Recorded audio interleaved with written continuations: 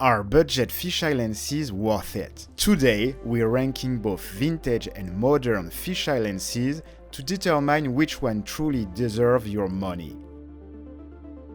So, what's the difference between fisheye lenses and ultra-wide lenses? Fisheye lenses offer an extreme perspective, bending straight lines into a unique curved view. Ultra-wide lenses, on the other hand, provide a broad field of view without distortion, keeping lines straight and preserving a realistic look. This isn't a best fisheye in the world ranking, just an exploration of lenses that are affordable, portable, and practical.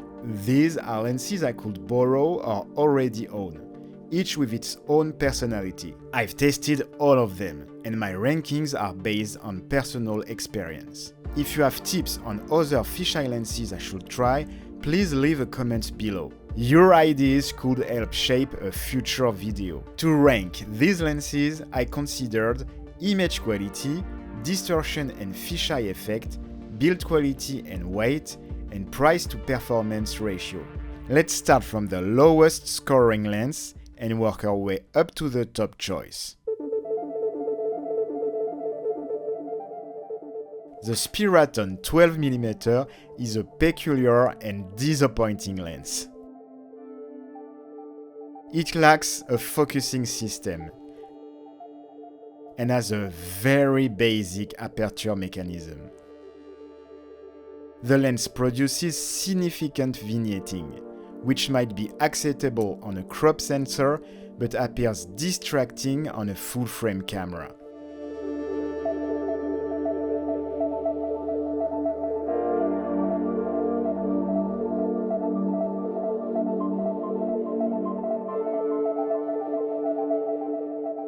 I wouldn't recommend investing time or energy into this lens.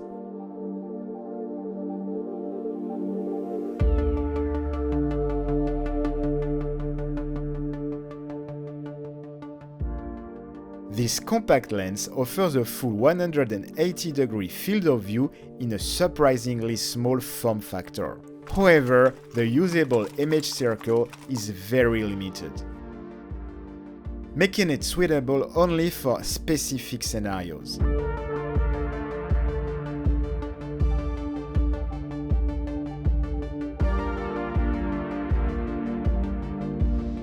The distortion is so pronounced that it can quickly induce nausea if used for extended video shooting.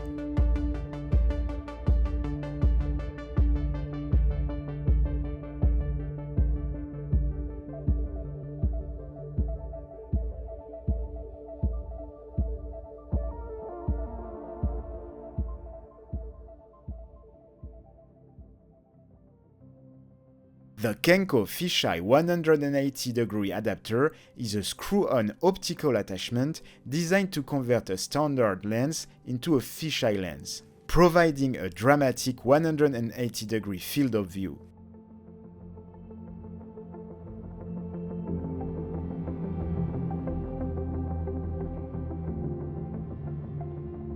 While it offers a wider circle than the Yasuhara, the image quality isn't optimal, as it degrades the performance of the taking lens.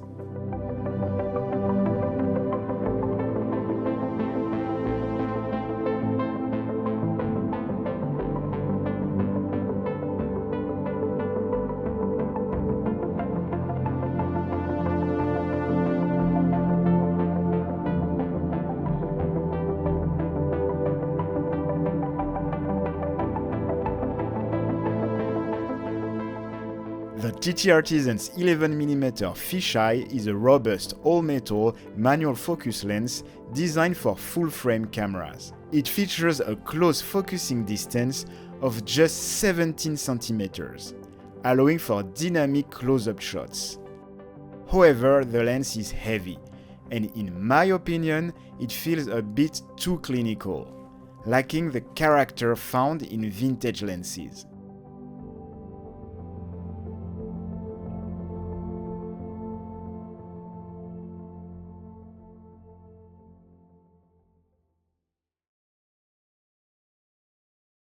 The AstrHori 12mm fisheye is a full-frame manual lens offering an impressive 185-degree field of view.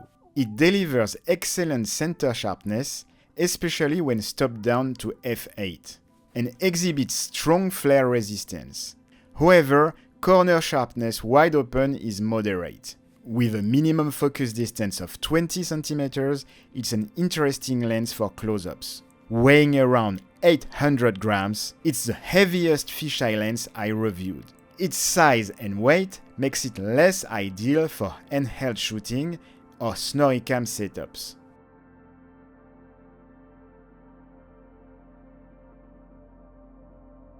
The Minolta MD 16mm fisheye is a classic manual focus lens from the 80s. It boasts a solid all-metal construction and includes built-in rotating filters. A normal, a blue, a yellow, and an orange, designed for black and white film photography. Optically, it provides sharp center resolution, especially when stopped down to f4. While it offers a distinctive fisheye perspective with vintage character, it's also substantial in size and weight, with almost 500 grams.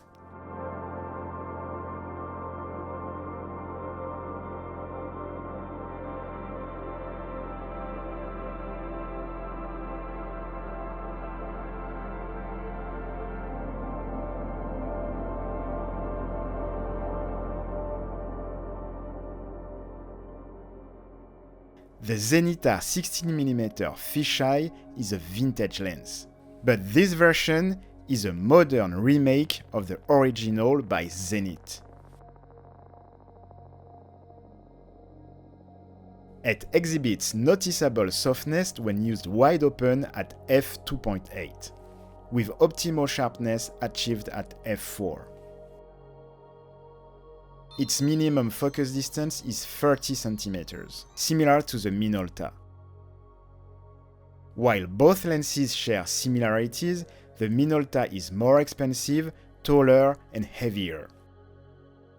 The Zenitar stands out as a good budget option, offering a balanced mix of character and distortion in a lightweight package. And it's a cute little lens I really enjoyed using.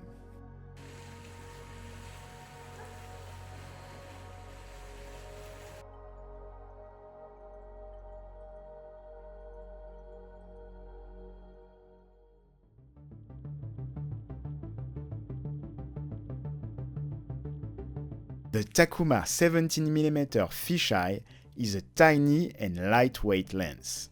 Although its maximum aperture of f4 might be limiting for low-light situations, its overall performance and unique character make it a compelling option for handheld shooting, snoricam setups, and any lightweight projects. It also features a series of colored filters for black and white photography. With a minimum focus distance of just 20 cm, it's excellent for capturing details. And the lens also produces distinctive flares.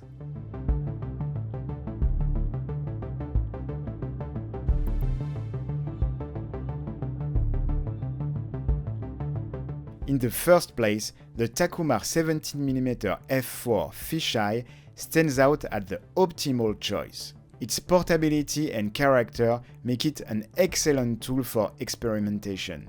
However, its price and rarity can be a problem. If you can't find the Takumar, I recommend the Zenitar 16mm, the modern or the vintage edition. It's a more affordable alternative.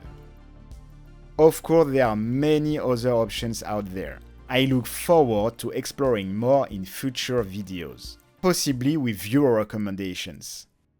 These videos are made possible by channel members and patrons, people who love weird lenses and bring value to my experiments. If you enjoyed this video and want to support more like it, you can become a member. For just 99 cents a month, you'll help keep this channel alive and unlock exclusive content.